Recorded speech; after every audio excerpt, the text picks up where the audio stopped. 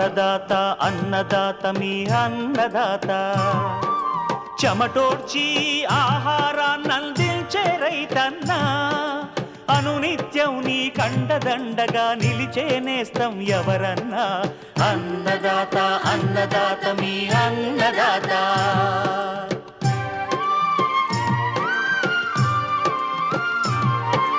నూతన రీతుల సాగుబడికి నూరింతలు పెరిగే దిగుబడికి సూచనలిచ్చే సస్య రక్షణకు పశు పోషణకి శాస్త్ర విజ్ఞానం అందించి ముందుకు నడిపే తెలుగు రైతు భారతదేశానికి మకుటం అయ్యేలా తీర్చిదిద్దే ఆశయంతో మిమ్ము మేలు కొలిపేది అన్నదాత అన్నదాత అన్నదాత మీ అన్నదాత అన్నదాత అన్నదాత మీ అన్నదాత.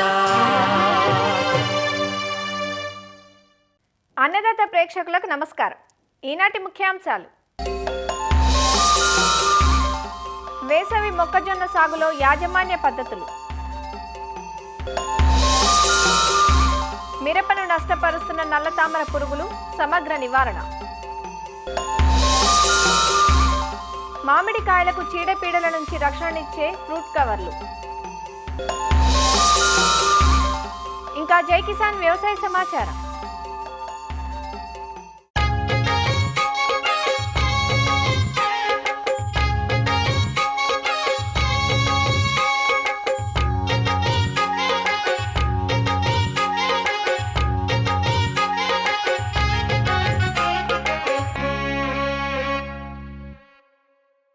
ధాన్యపు పంటల్లో మొక్కజొన్న బహువిధాలుగా ఉపయోగంలో ఉంది. పశువులకు మేతగా, దానాగా, వివిధ పరిశ్రమల్లో ముడి సరుకుగా, పేలాలు, తీపి మొక్కజొన్న ఇలా వాడకం పెరిగాక సాగు విస్తీర్ణం నానాటికి పెరుగుతోంది. ఉత్తర కోస్తా జిల్లాల్లో వరి తర్వాత రెండవ పంటగా మొక్కజొన్నను సాగు చేయటం పరిపాటి. జనవరి మాసంలో వేసవి మొక్కజొన్నను విత్తుకుంటారు. మేలైన రకాల ఎంపికతో పాటు సకాలంలో చీడపీడలను అదుపు చేసి మేలైన యాజమాన్య పద్ధతులు చేపట్టడం ద్వారా ఎకరాకు 50 క్వింటాల అధిక దిగుబడి పొందే అవకాశం ఉంటుంది. మొక్కజొన్న సాగు వివరాలను తెలియజేస్తున్నారు ఆచార్య ఎన్జీ రంగా వ్యవసాయ విశ్వవిద్యాలయం, విజయనగరం జిల్లా రస్తాకుంటబాయి కృషి విజ్ఞాన కేంద్రం సస్య పోషణ విభాగం శాస్త్రవేత్త డాక్టర్ శ్రవంతి. ప్రస్తుతం వరి కోసిన తర్వాత రెండవ పంట మొక్కజొన్న వైపు ఎక్కువ మంది రైతులు మొగ్గు చూపుతున్నారు. నేలలు చూసుకున్నట్లయితే సారవంతమైన, నీరు నిలవకుండా నీరు త్వరగా ఇంకిపోయే నల్లరేగడి నేలలు, ఎర్ర నేలలు, అలాగే ఒండ్రు కలిగిన ఇసుక నేలలు అనుకూలమే. ఆమ్ల కానీ క్షార చౌడు భూములు, నీరు ఇంకకుండా ఉండిపోయే నేలలు పనికిరావు. ముందుగా ఒక 3 నుంచి 4 సార్లు మెత్తగా దుక్కి చేసుకోవాల్సి ఉంటుంది. ఆఖరి దుక్కిలో ఎకరాకి 10 టన్నుల పశువుల ఎరువును వేయాల్సి ఉంటుంది.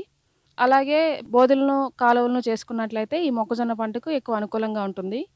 ఇందులో అధిక దిగుబడినిచ్చే రకాలు చూసుకున్నట్లయితే DHM 121 అనే రకము, ఇది 90 నుంచి 95 రోజుల పంట కాలము.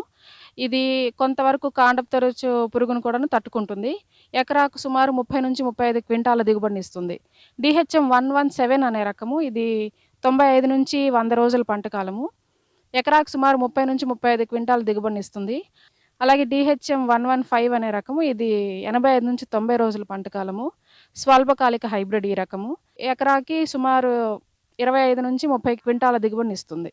విత్తన మోతాదు చూసుకున్నట్లయితే మొక్కజొన్నకు ఎకరాకి 8 కిలోల విత్తనం అవసరం పడుతుంది. కేజీ విత్తనానికి 3 గ్రాముల మ్యాంకోజెబ్ కానీ కార్బనిజంతో కానీ కలిపి శుద్ధి చేసుకున్నట్లయితే నేల నుండి సంక్రమించే తెగులను కొంతవరకు తగ్గించుకోవచ్చు. అలాగే శాంట్రనిలిప్రోలు ప్లస్ థయామిథాక్సమ్ ఈ మందును కేజీ విత్తనానికి 4 మిల్లీలీటర్ల చొప్పున కలిపి విత్తుకున్నట్లయితే కత్తెర పురుగు ఉధృతిని కొంతవరకు తగ్గించుకోవచ్చు. విత్తేటప్పుడు వరుసకి మధ్య 60 సెంటీమీటర్లు, మొక్కకి మధ్య 20 సెంటీమీటర్లు ఉండేటట్లు చూసుకోవాలి. కలుపు యాజమాన్యం చూసుకున్నట్లయితే విత్తిన వెంటనే మొలక రాక ముందరే ప్రీ ఎమర్జెన్స్ హెర్బిసైడ్ అట్రజిన్ అనే కలుపు మందును కొట్టుకోవాల్సి ఉంటుంది. ఈ అట్రజిన్ అనే మందును తేలిక భూముల్లో అయితే ఎకరాకు 800 గ్రాములు, బరువు నేలల్లో అయితే 1200 గ్రాముల అట్రజిన్ మందుని 200 లీటర్ల నీటిలో కలిపి పిచికారీ చేయాలి. మనం పప్పు జాతి పంట అంతర పంటగా వేసినప్పుడు అయితే అట్రజిన్ మందుని కాకుండా పెండిమిథాలిన్ అనే మందును ఎకరాకి 1 లీటర్ చొప్పున 200 లీటర్ నీటిలో కలిపి పిచికారీ చేయాల్సి ఉంటుంది. ఎకరాకి 100, 35, 35 కిలోల నత్రజని, భాస్వరం, పొటాషియంనిచ్చే ఎరువులను వేసుకోవాల్సి ఉంటుంది. యూరియాని మనం 4 దఫాలుగా వేయాల్సి ఉంటుంది. విత్తిన వెంటనే, అలాగే 20-25 రోజులప్పుడు, 40-45 రోజులప్పుడు, అలాగే 60-65 రోజులప్పుడు వేయాల్సి ఉంటుంది. మొత్తం భాస్వరం ఎరువుని, పొటాష్‌లో సగం పొటాష్‌ని విత్తే సమయంలోనే వేసుకోవాల్సి ఉంటుంది. మిగతా సగం పొటాష్‌ని పూత దశలో వేసుకోవాల్సి ఉంటుంది. అలాగే ఎక్కడైనా జింకు లోపం కనిపించినట్లయితే జింక్ సల్ఫేట్‌ని లీటర్ నీటికి 2 గ్రాముల చొప్పున కలిపి పిచికారీ చేసుకోవాల్సి ఉంటుంది. మొక్కజొన్నకు సుమారు 500-800 నీరు అవసరం పడుతుంది. మొక్కజొన్నకు పూతకు ముందు, పూత దశ మరియు గింజ పాలు పోసుకునే దశలు నీటికి బాగా సున్నితము. అలాగే 30-40 రోజుల్లోపు ఉన్న లేత పైరుకి అధిక నీరైతే హానికరం అవుతుంది. పంట కాలంలో సుమారు 6-8 వరకు నీటి తడులు అవసరం పడతాయి. దీర్ఘకాలిక వంగడాలైతే ఇంకొక 2 తడులు ఎక్కువే అవసరం పడతాయి. సూక్ష్మ నీటి సాగు పద్ధతులైన బిందు సేద్యంలో, జంటసాల పద్ధతిలో గనుక పంటను విత్తుకున్నట్లయితే ఖర్చు తగ్గడమే కాకుండా నీటి ఆదా మరియు అధిక దిగుబడులు సాధించవచ్చు.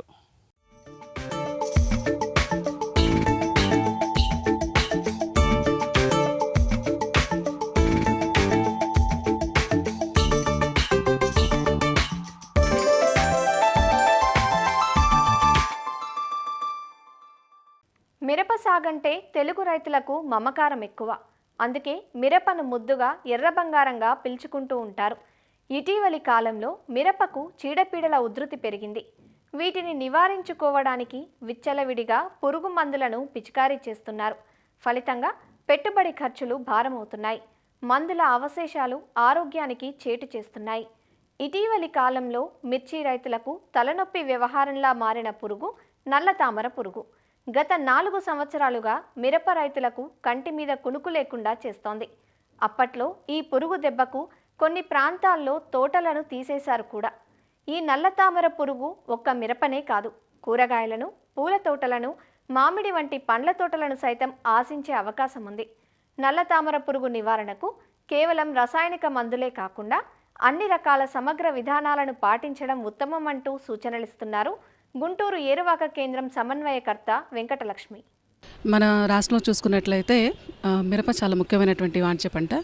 మరి మనకి ఈ మిరపలో చూసుకున్నట్లయితే ఇప్పుడు ఈ నల్ల తామర పురుగులు ఉధృతి కనిపిస్తూ ఉన్నది చాలా చోట్ల. మరి ఈ నల్ల తామర పురుగులు పైరుని ఎట్లా నష్టపరుస్తాయంటే ఆకుల్ని గోకి తింటాయి, అలాగే రసం పీల్చుతాయి. ఈ ఆకుల్ని గోకి తినటం వల్ల ఏమవుతుందంటే కణజాలం దెబ్బతింటుంది. మనకి ఆకడుగున ఆకు మీద చార్లు కనిపిస్తాయి, గోధుమ రంగు చార్లు కనిపిస్తాయి. ఇంకొకటి ఏంటంటే పూతలో కూడా ఇవి పువ్వుల్లో కూడా చేరి పుప్పొడిని తింటాయి అన్నమాట. సో అందువల్ల ఏమైందంటే ఈ పువ్వులో కూడా మనకి చార్లు కనపడి గోధుమ రంగులోకి మారి పువ్వులు రాలిపోవడం జరుగుతుంది. 15 రోజుల నుంచి 20 రోజులు దీని జీవిత కాలం పూర్తయిపోతుంది అనమాట. అంటే ఏంటి, ప్రతి 20 రోజులకి కూడా కొత్త సంతతి అనేది ఏర్పడుతుంది. అందువల్ల వీటి ఉధృతి త్వరగా పంటలో ఎక్కువగా అభివృద్ధి చెందుతూ ఉంటుంది. మామూలు తామర పురుగులు వచ్చేసరికి మనకి పుప్పటి రేణువుని, పూత భాగాలని అఫెక్ట్ చేయవు. అవి ఓన్లీ మనకి వెజిటేటివ్ పార్ట్స్ అంటే ఆకులు గోకు తింటాము, ఇట్లాంటివి మాత్రమే మనకి నష్టాన్ని కలుగజేస్తాయి. కానీ ఈ నల్ల తామర పురుగులు ఏంటంటే మనకి పుప్పటి భాగాలని తినటం వలన మనకి కాయ సెట్ అవ్వకుండా, అంటే కాయ ఫామ్ అవ్వకుండా ఇవి నష్టాన్ని కలుగజేస్తాయి. కాబట్టి వీటి వల్ల మనకి ఎక్కువ నష్టం జరుగుతుంది. నీల్ జిగురు అట్టలు అంటే బ్లూ స్టిక్కీ ట్రాప్స్ అంటాం. ఇవి కూడా మనము ఎకరానికి 25 చొప్పున రికమెండ్ చేస్తున్నాము.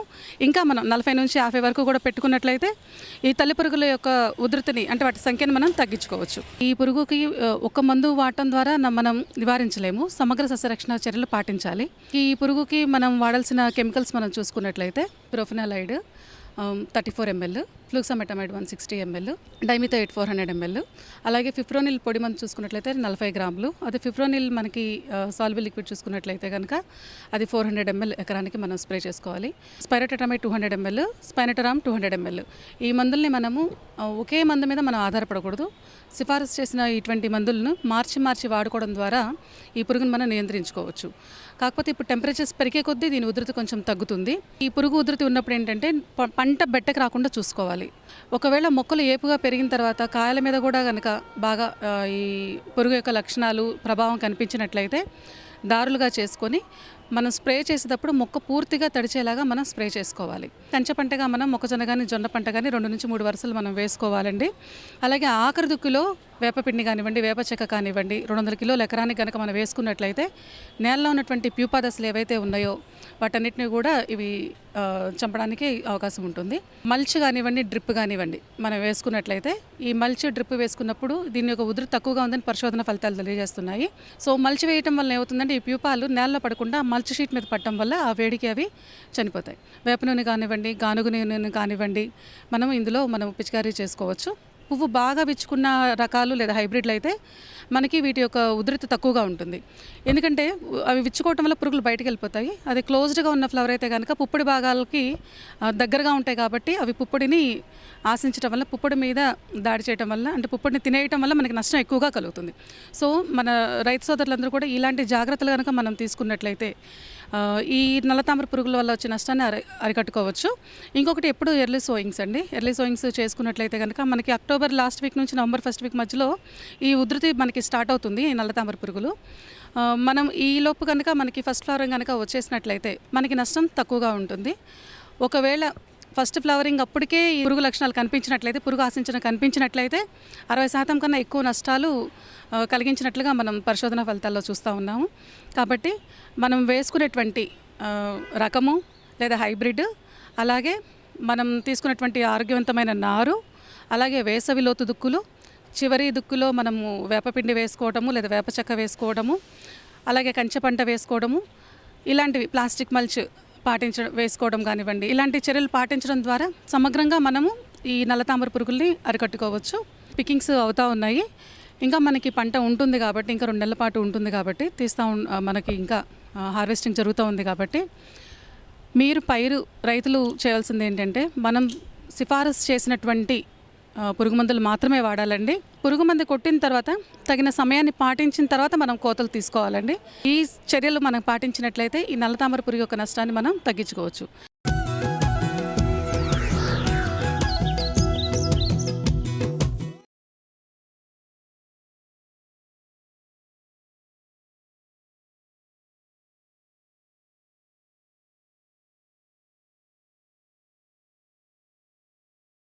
అన్నదాత టోల్ ఫ్రీ నెంబర్ ద్వారా పంటల సాగులో రైతులు లేవనెత్తే సందేహాలకు దృశ్య రూపం మీకోసం.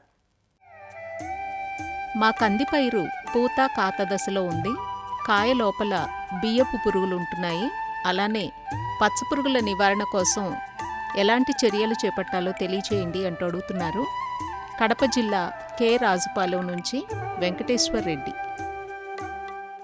కంది పూత దశలో మనకి అధికంగా ఆశించి నష్టపరిచే పురుగుల్లో కాయీగ పురుగు మరియు పచ్చ పురుగు ప్రధానమైనటువంటివి. మరి ఈ ఈగ జాతికి చెందిన పురుగు, కాయీగ పురుగు యొక్క నష్టం మనకు బయటకు కనిపించదు.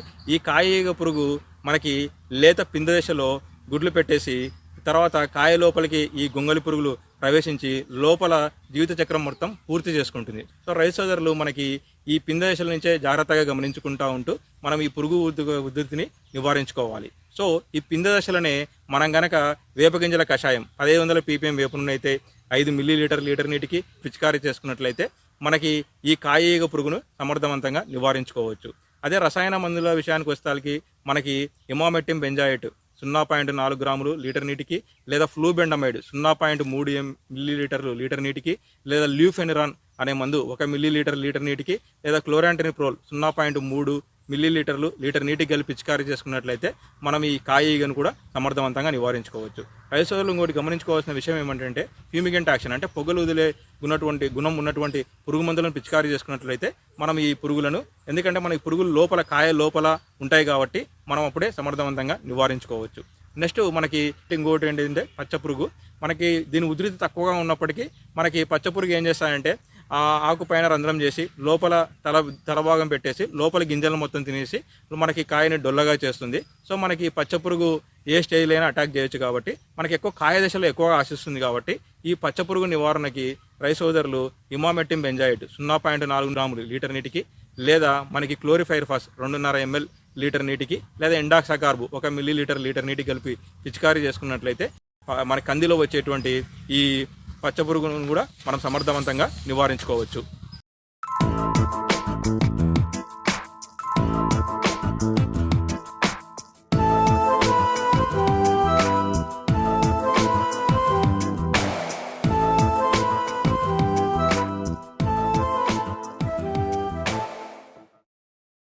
ఇటీవలి కాలంలో పండ్ల తోటల రైతులు ఎదుర్కొంటున్న ప్రధాన సమస్య పండు ఈగ. గత కొంతకాలంగా అందరం అమితంగా ఇష్టపడే మామిడి పండ్లను తినడానికి కూడా ధైర్యం చాలట్లేదు. కాయలు బయటకు చూస్తే బాగానే ఉన్నా కోసి చూస్తే బియ్యపు పురుగుల్లాంటి చిన్న చిన్న పురుగులు ఉండటమే ఇందుకు కారణం. అదే పండు ఈగ. ఎరలను పెట్టి ఈ పురుగులను ఎంతో కొంత అదుపు చేసుకోగలిగినా ఇటీవలి కాలంలో అందుబాటులోకి వచ్చిన పండ్ల కవర్లు మామిడికి మరింత ఉపయోగంగా ఉంటున్నాయి. ఈ కవర్ల వల్ల కేవలం పండు ఈగే కాదు, రాతిమంగు, పిండి నల్లి, మచ్చ తెగుళ్ళు వంటి చీడపీడలు కూడా పండ్లను ఆశించే అవకాశం ఉండదు. అయితే మామిడి దఫదఫాలుగా పూత వస్తూ ఉంటుంది. మరి అలాంటి సమయంలో ఎప్పటి వరకు కవర్లను కట్టుకోవాలి, దీనివల్ల కలిగే ప్రయోజనాలేమిటి వివరిస్తున్నారు వైఎస్ఆర్ ఉద్యాన విశ్వవిద్యాలయం నూజివీడు మామిడి పరిశోధనా స్థానం ప్రధాన శాస్త్రవేత్త డాక్టర్ కనక మహాలక్ష్మి. తోటల్లో మనం చూసుకున్నట్లయితే ఇప్పటికే పింద రావటం అనేది మనం చూస్తూ ఉన్నాము. మరి కొన్ని తోటల్లోనేమో పూత వస్తుంది, పింద అక్కడే ఉంటుంది, అన్నీ ఉంటున్నాయి. మరి అలాంటి సమయాల్లో దఫదఫాలుగా పూత వస్తున్నప్పుడు మనకి ఎప్పుడు మనం మందులు కొట్టాలి, ఎలాగా మరి కవర్లు కట్టిన తర్వాత కూడా మందులు కొట్టొచ్చా అని కొంతమంది రైతులు అడుగుతూ ఉన్నారు. మరి అది చూసుకున్నట్లయితే మనకి కాయని 50 నుంచి 100 గ్రాముల మధ్యలో ఉన్నప్పుడే కవర్ అనేది తొడగాల్సి ఉంటుంది. కవర్ తొడిగినాక లోపల ఇంకో కొమ్మ నుంచి మళ్ళీ పూత వచ్చింది అనుకోండి, అది సుమారుగా ఫిబ్రవరి వరకు అయితే ఆ పూతను కూడా నిలబెట్టుకోవడానికి మనం స్ప్రేయింగ్స్ చేసుకోవచ్చు. అంతేగాని మార్చి ఏప్రిల్లో వచ్చిన దానికోసం మనం కాయలకి కవర్లు కట్టినాక మార్చి ఏప్రిల్లో వచ్చిన పూత గురించి మాత్రం మళ్ళీ మనం స్ప్రేయింగ్స్ తీసుకోవద్దు. ఎందుకంటే మనం కట్టేసిన కాయలకి దాని న్యూట్రియంట్స్ ఏదైతే మనకి ఎంతవరకు చెట్టు కాయగలదో కాయ యొక్క క్వాలిటీ ఇంక్రీజ్ అవుతుంది. అంతేగాని మళ్ళీ మనం కొట్టేసరికి మళ్ళీ పింద నిలబడుతుంది. ఆ పిందని నిలబడటానికి దానికి మళ్ళీ కొంచెం న్యూట్రియంట్స్ ఇవ్వటం ఇలాగ దఫదఫాలుగా జరుగుతూ ఉండటం వల్ల చెట్లు బలహీనంగా మారి పూత అనేది నెక్స్ట్ ఇయర్ పూత అనేది బాగా డిలే అవుతాము. అలాగే క్వాలిటీ అయిన పూత రాకపోవడం అనేది మనం చూస్తూ ఉన్నాం. కాబట్టి ఒకసారి ఫిబ్రవరి వరకు వచ్చే పూత గురించే మనం రైతులు ఆలోచించుకొని ఇక్కడి వరకు ఉన్న పూతను మాత్రం మనం నిలబెట్టుకోవడానికి ప్రయత్నాలు చేయాలి. కాయలకి కవర్లు తొడుక్కున్నా కూడాను సెకండ్ టైము ఫిబ్రవరిలోనే మళ్ళీ పూత ఉంటే కూడా మనం స్ప్రే చేసుకోవచ్చు. అలాగే మార్చి ఏప్రిల్లో వచ్చిన పూత గురించి కవర్లు తొడిగిన కాయల మీద మళ్ళీ మనం స్ప్రే చేసుకోవాల్సిన అవసరం అయితే లేదండి. ఇది ఒకటి మన రైతులు గమనించుకోవాలి. కాయలుకి మనం కవర్లు కట్టడం వలన కాయలు ఈ యొక్క వాతావరణ ఒత్తిడి నుంచి ప్రొటెక్షన్ లభిస్తుంది. అంతేకాకుండా ఈ రసం పీల్చే పురుగులు వాటి జిగురు కవర్ల మీద కారటము లేదంటే కాయల మీద కారి మసుమంగి రాకుండా ఉంటుంది. అంతేకాకుండా ఈ కవర్లు ఎప్పుడైతే మనం కడుతున్నామో పండు ఈగ కాయ తొలిచే పురుగు కానీ మరి రసం పీల్చే పురుగుల నుంచి మనం కాపాడుకోగలుగుతున్నాము. అంతేకాకుండా కాయకి కావాల్సిన హీట్ యూనిట్స్ అంటాము, అంటే సమానమైన ఉష్ణోగ్రత ఎక్కువ సమయం అందుతూ ఉండటం వల్ల కాయ సైజు 10 నుంచి 20% మామూలుగా కార్బోర్లు కట్టని దానికంటే ఎక్కువగా మనం చూస్తున్నాం. అంటే ఒక చెట్టు నుంచి మనకి 10 to 20% ఈల్డ్ ఇంక్రీజ్ అవుతున్నప్పుడు మనకి అలాగే మనం మొత్తం తోటంతా చూసుకుంటే కూడాను మనకి టన్నేజ్లో ఏంటి క్వాలిటీలో ఏంటి కొంత ఇంప్రూవ్మెంట్ అనేది కనబడుతుంది. ఈ కవర్లు కట్టిన తర్వాత రైతులు చాలామందిలో అపోహ ఏంటంటే ఈ కవర్లు కట్టాము టేస్ట్ అనేది తగ్గుతున్నది అనేది చాలామంది చెప్తా ఉన్నారు. కానీ దాంట్లో మా శాస్త్రీయపరంగా మేము పరిశోధన చేసినప్పుడు స్వీట్నెస్ అనేది తగ్గటం అనేది చూడలేదండి. టీఎస్ఎస్ రెండిట్లోనూ సమానంగానే ఉన్నది. కాకపోతే రైతులు ఎప్పుడు కూడాను ఎప్పుడైతే మనం పచ్చికాయలు పండబెట్టి ఒక వారం రోజులు మనం ఎట్లా వెయిట్ చేస్తామో కాయ రంగు రావటానికి పండటానికి, అలాగే ఈ కవర్లో కట్టిన కాయలను కూడాను ఆ వారం రోజులు మనం పండబెట్టిన తర్వాతే మనం తినటం వల్ల స్వీట్నెస్ అనేది కనబడుతుంది. అంతేగాని ఇవి పసుపు రంగులో ఉన్నాయి అనేది రంగు రావటం అనేది పండుతనానికి లేదా మగ్గినది అనే దానికి తార్కాణంగా ఉండదు. కాబట్టి మనం పచ్చికాయల్ని ఈ కాయల్ని రెండింటిని సమానంగానే మనం 1 వీక్ మనం టైం ఇచ్చి హార్వెస్ట్ చేసిన తర్వాత పండించిన తర్వాత కానీ మనం తీసుకున్నట్లయితే ఆ స్వీట్నెస్లో డిఫరెన్స్ అనేది లేదు.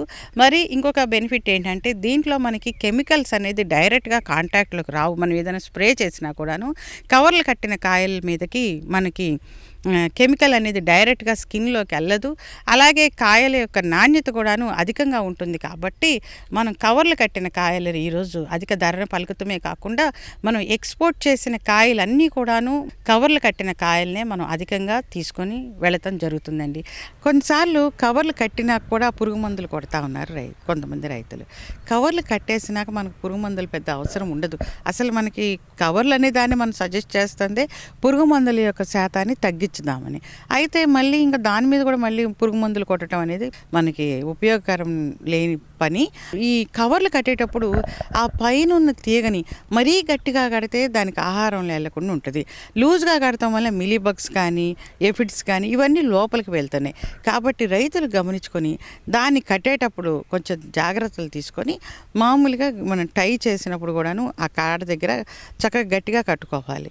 అలాగే ఈ లోపల ఉన్న దీంట్లో కాయలోకి కూడాను ఏదైనా మిలీబగ్స్ కానీ ఇలా కానీ వెళ్ళే అవకాశం ఉందేమో అప్పుడప్పుడు మధ్యలో చూసుకున్నట్లయితే కవర్ల వల్ల ఉపయోగం అనేది మనం 100% పొందుతాం. అంతేకాకుండా ఈ చెట్లు మొదల దగ్గర శుభ్రంగా ఉంచుకోవటము, జిగురు బ్యాండ్స్ కట్టేయటం వల్ల పిండి నల్లి అనేది పైకి పాకకుండా ఉంటుంది. అక్కడ లోపం లేకుండా కట్టుకోవటం వల్ల మనం ఈ పిండి నల్లిని నివారించుకోవచ్చు.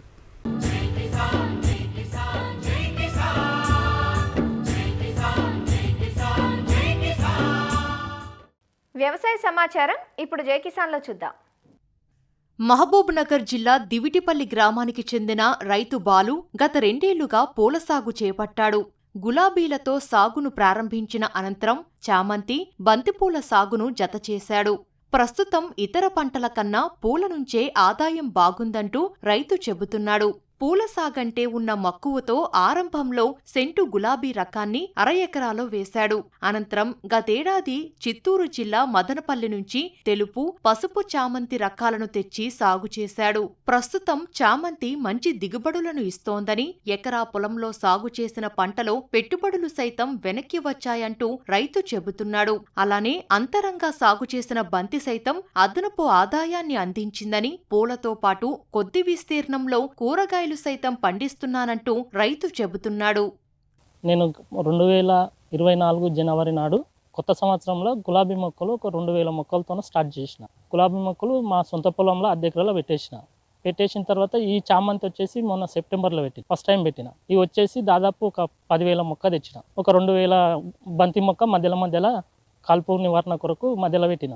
ఇది కౌలు పొలం. ఇది కౌలుకు సంవత్సరానికి వచ్చేసి 8,000 ఇస్తా. 2 పంటలు వేస్తా.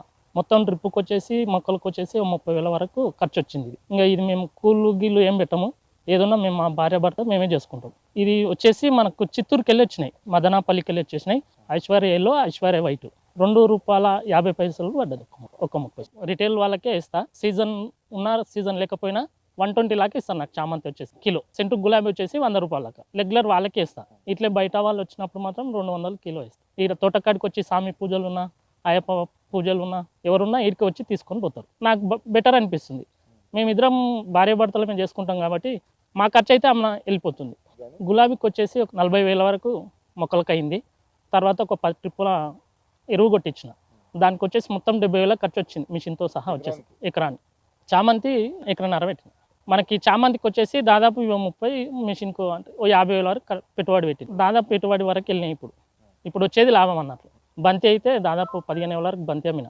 మంచిగా వచ్చింది బంతిలో లాభం. ఇప్పుడు చామంతి అనేది ఇంకా మనకు లాభం. పెట్టుబడి మాత్రం వెళ్ళిపోయింది. మేము చామంతి, గులాబీ, బంతి సాగు చేస్తున్నాము. కూలోళ్ళని పెట్టకుండా మేమే కష్టపడి చేసుకుంటున్నాము. 4 ఎకరాలు పెట్టినాము. చామంతి, బంతి, గులాబీ, కూరగాయలు. మార్కెట్ బాగానే ఉంది. మేము జడ్చలనే అమ్ముతాం.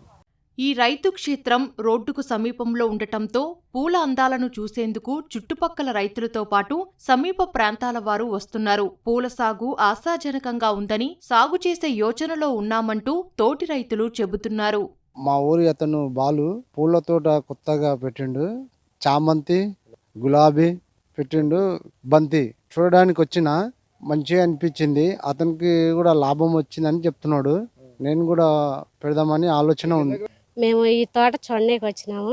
మాది కృష్ణా జిల్లా కొడూరు మండలం. పసుపు చామంతి వేశారు, అలాగే వైట్ చామంతి వేశారు.